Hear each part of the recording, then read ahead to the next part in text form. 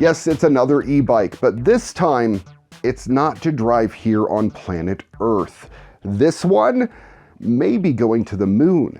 Back in 2020, Audrey Abashevsky envisioned an electric NASA motorcycle for moon traveling.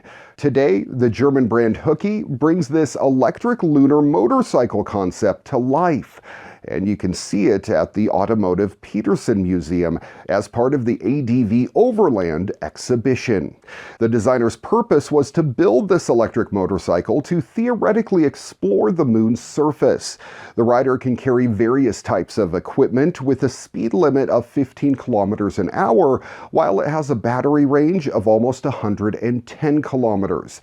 It's also ultra lightweight and has changeable airless tires. The designer said, with the realization of this completely fantastic space vehicle, we want to dare a thought experiment that also raises questions about our future. What would life beyond planetary boundaries look like? What demands does outer space make on a bike that can travel in the darkness of space and largely from the shackles of gravity over icy lunar dust? And how far away are we from such scenarios? It's a symbol for the disentanglement of the mind and for empowerment. The entire project ignores borders, those of countries, continents, role stereotypes, and the status quo. And guess what? It's another e-bike for you. This one actually is a little bit different again. This one seems to kick butt in the snow. It's from Moonbikes, and they've designed an electric bike specifically for riding through the snow. Following the earlier 2021 pre-orders, it's now been confirmed that the world's first EV snow bike will reach buyers by the end of this year. On Wednesday, the company announced that 250 Moonbikes will be delivered to buyers in December. A second batch of the snow cruisers will be available in early 2022. Also in limited quantities, these are now available for pre-order. Created by founder Nicholas Moran, the easy-to-ride snow bike is all electric and plows through the snow silently. This thing I would have loved when I was a radio engineer in the Wenatchee Valley and had to drive up to the top of Mission Ridge in the middle of the winter all the time. Normally, that was at 2 a.m. The vehicle can even climb 40% slope, so it would have been perfect. It supports payloads of up to 264 pounds, and it can reach a top speed of 26 miles an hour. With this model, the startup aims to target individuals who want to have fun in the snow by blurring the lines of recreation and transportation. Assembled in partnership with German engineering company Bosch, the bikes each come with one battery and one charger, but the startup also offers add-ons including a second battery for up to $1,800 extra. With its electric powertrain, the compact snow cruiser will not be able to compete with the power range of a traditional snowmobile, but it is much more eco-friendly. And weighing in at just 176 pounds, it certainly is lighter than a traditional gas guzzler. In fact, the bike weighs less than half that of a classic snowmobile. In October, Moonbikes closed a $5 million seed round that was led by distinguished US and European investors. The startup has since announced plans to accelerate its commercial development in the US. A first step of that, the company plans to hire a team to support its growth and partner with major ski resorts in the US, hopefully Mission Ridge too. A similar incentive last winter allowed Moonbikes the opportunity to partner with 12 European ski resorts to adopt the snow bikes for their facilities. The US is the largest snowmobile market globally and has seen a 16% surge in sales over the course of the last year.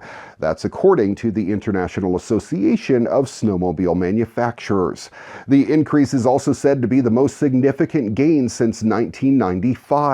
With EV sales on the rise globally, we can only imagine how that reported gain will evolve in the years to come. You can now pre-order your own Moonbike for $8,500 at moonbikes.com. Available in white and red colors, the electric Snowbike's 2022 shipment is also limited to just 250 units. At first glance, the idea of attending a gaming show in VR seems immensely promising. Events like E3 and Gamescom and thousands more are miles away from most people, and some gamers can only ever dream of stepping onto the expo floor to get a first look at titles that are yet to come. In theory, a virtual version of those shows makes it possible for anyone to do just that.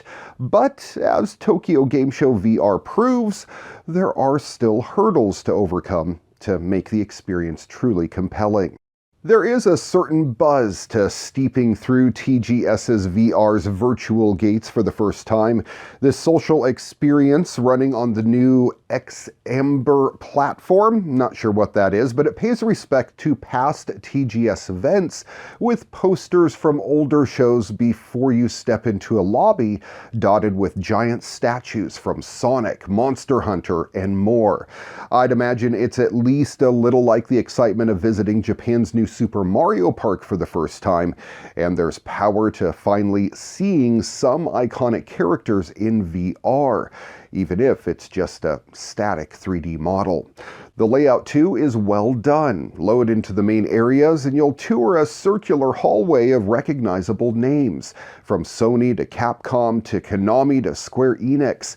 It's incredibly impressive to see these big brands, only a few of which have actual VR games on the way, involved in the event, and an encouraging sign that there's a future for this space. But after about 10 minutes of walking around, well, all that you really see are a series of trailers that you've already seen for games we've known about for quite a while. That's pretty much all that they have on offer here. Again, some of the booths are wonderfully themed, including the Bandai Namco's giant tribute to Pac-Man, Capcom's Monster Hunter booth, and an incredible diverging path that creates a scene from Attack on Titan in VR.